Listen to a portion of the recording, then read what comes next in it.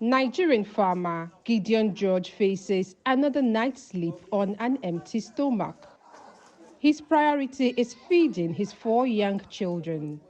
But life in the makeshift camp where he now lives after his home was flooded is hard.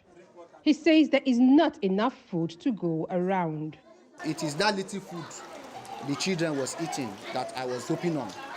So, but now they have rushed it.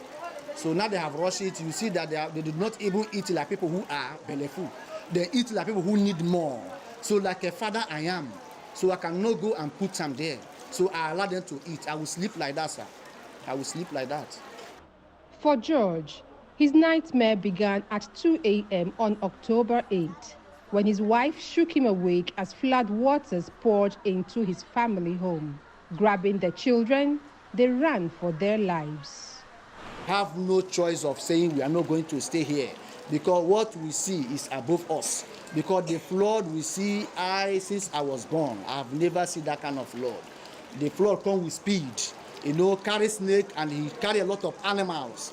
The family now live in a makeshift camp at a secondary school building in Rivers State, one of the 32 Nigerian states hit by catastrophic floods. About 600 people live in the camp in the school building, which is located in the village of Obogu. They rely on food donations from individuals, oil companies that operate in the area, and local authorities.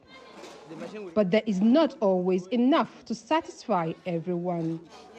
Nor is there space in all of the makeshift camps that have sprung up.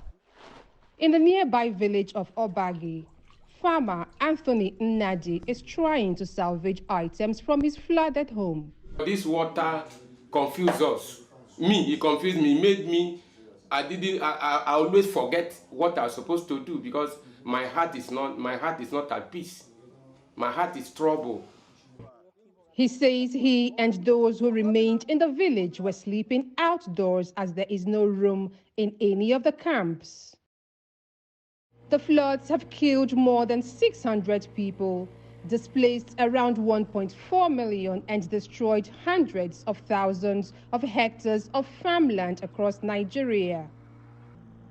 The government has blamed them on heavy rain and a water release from a dam in neighboring Cameroon. Experts say climate change is a factor, while defective infrastructure and poor planning had worsened the disaster. Back in Obogo, George says he feels hopeless about his future. It isn't just his home the floods have destroyed, but also his livelihood. This is my own, because I don't have farmland. Even when flood is over, I know that there is no money now I can use now to buy something to eat. So I know that there is war ahead of me.